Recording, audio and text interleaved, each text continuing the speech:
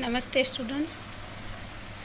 हिंदी में संस्कृत में हम 4th चैप्टर कर रहे थे वल्लभी विद्यास्थानम, जिसमें हमने आगे पढ़ा कि जो ये विद्यालय ये यूनिवर्सिटी थी उसमें क्या था कि 4वीं शताब्दी में बौद्धाचार्य स्थिरमती और गुणमती वहाँ पे रहते थे और जैनाचार्य श्री मल्लवादी सूरी वहाँ विद्याभ्यास करने के लिए आते थे।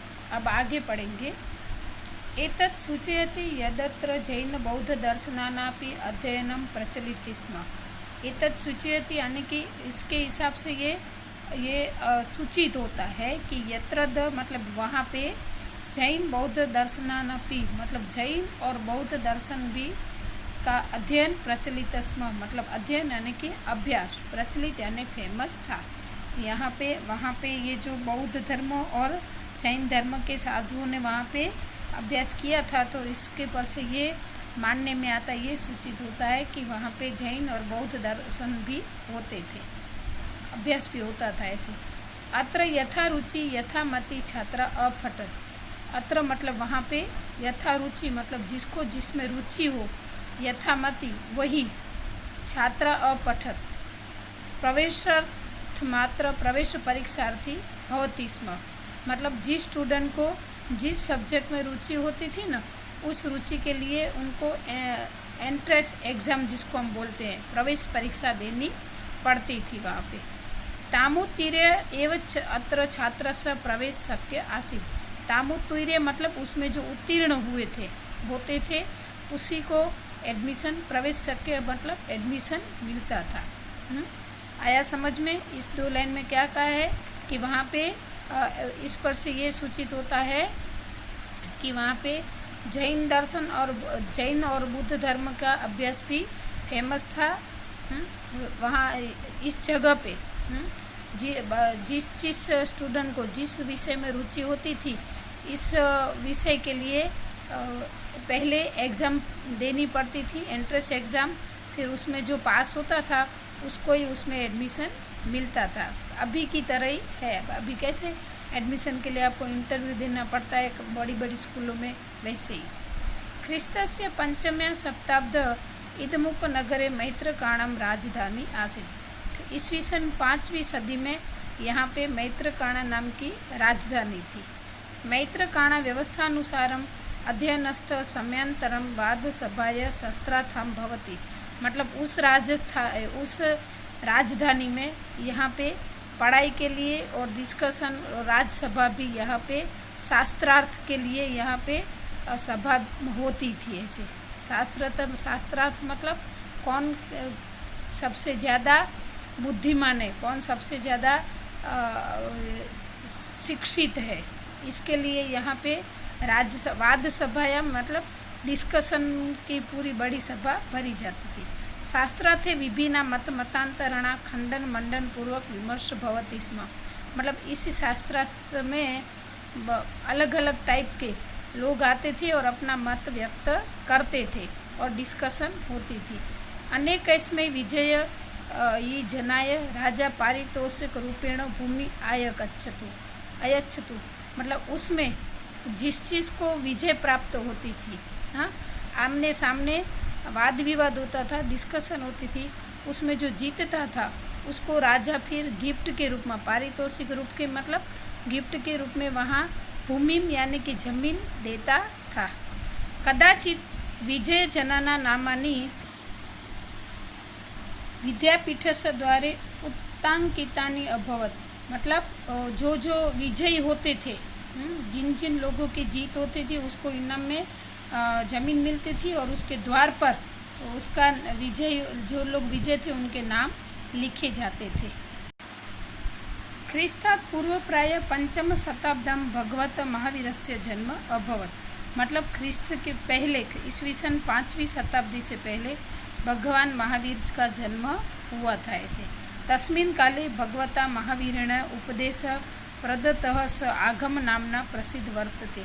मतलब उसी समय, तस्मिन् काले मतलब उसी समय भगवता महावीरेण यानी कि भगवान महावीर का जो उपदेश था, प्रदत्त सा आगमन नामना मतलब उपदेश का जो ग्रंथ था, भगवान महावीर स्वामी ने जो उपदेश थी ये दिया था उसका बहुत बड़ा ग्रंथ बना था और उसका नाम था आगम।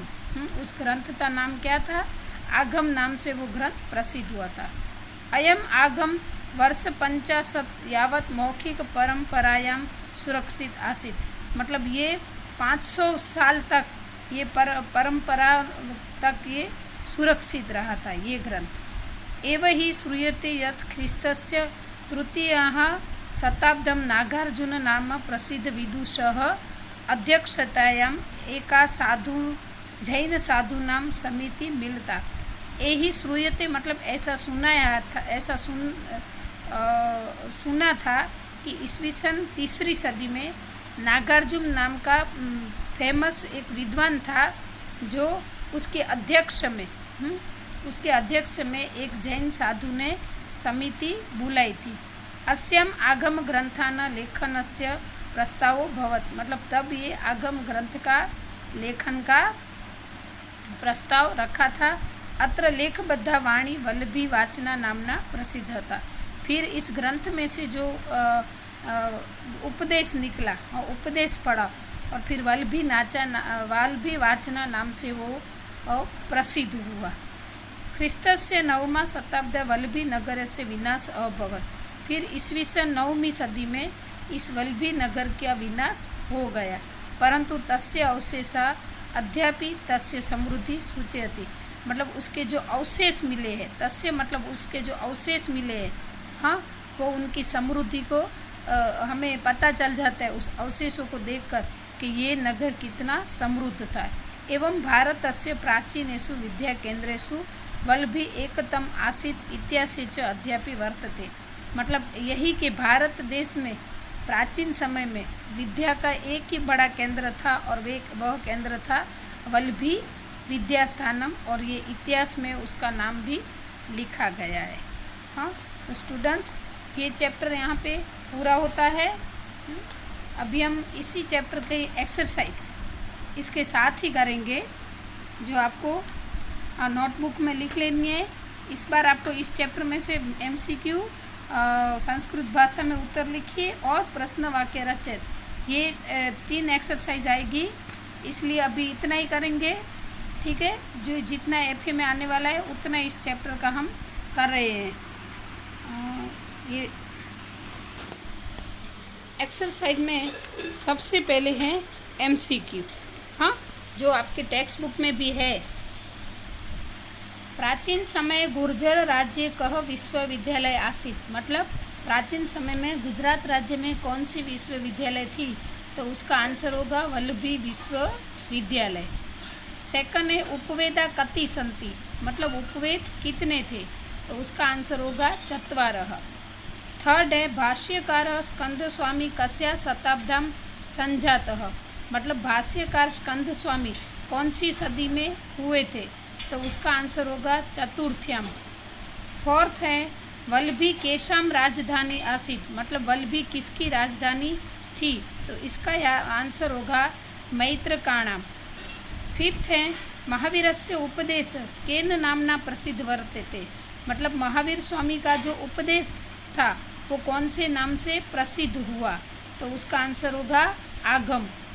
6 है वल्लभी नगरे मिलितया जैन साधूनाम समिते अध्यक्ष कह आसीत। मतलब वल्लभी नगर में जो जैन साधुओं की समिति मिली थी उसके अध्यक्ष कौन थे?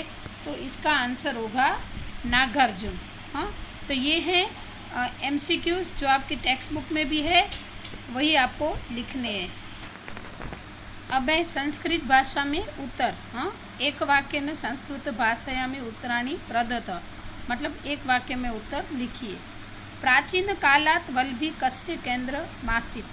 तो इसका आंसरशिप मैंने, ये मेरी बुक है इसलिए मैंने शॉर्ट में आंसर लिखना है, लेकिन आपको पूरा लिखना है कि प्राचीन कालात वल्लभी अध्ययनम अध्यापन केंद्र मासित कस्य है, उसकी जगह पे आपको अध्ययन अध्यापन लिखना है। बाकी पूरा सेंटेंस वही का वही लिख देना है, लेकिन याद रखना है कि आंसर में क्वेश्चन मार्क नहीं होना चाहिए, फुल स्टॉप होता है। फिर वेदांगना कति संति। मतलब वेद के कितने अंग थे? तो इसका आंसर होगा वेदांगना 6 संति। मैंने सिर्फ वर्ड में आंसर लिखा है, आपको पूरे सेंटेंस में लिखना है। थर्ड है श्री मल्लवादी सूरी का आसित। तो श्री मल्लवादी सूरी कौन थे? तो इसका आंसर होगा श्री मल्लवादी सूरी जैनाचार्य आसित, मतलब जैन आचार्य थे। फोर्थ है भगवत महावीरस्य जन्म कदा अभवत, मतलब भगवान महावीर स्वामी का जन्म कब हुआ था? तो ख्रिस्तात् पूर्व प्रायः पंचम्या शताब्दी अभवत। आपको पूरा लिखना है कि भगवान महावीरस्य जन्म ख्रिस्तात् पूर्व प्रायः पंचम्या शताब्दी अभवत, मतलब ईस्वीसन पूर्वे 5वीं सदी में हुआ था। फिफ्थ है जैन साधुना समितो कस्य लेखनस्य प्रस्तावना अभवत। जैन साधुओं ने समिति ने कौन से लेखन का प्रस्ताव रखा था? तो आगम ग्रंथानाम। तो आपको पूरा लिखना है जैन साधुना समिति आगम ग्रंथानाम लेखनस्य प्रस्ताव अभवत। आया समझ में? आपको पूरे सेंटेंस में आंसर लिखना है। वापस से फटाफट रिपीट कर देती हूँ। प्राचीन कालात वल्भी कस्य केंद्रमासीत्?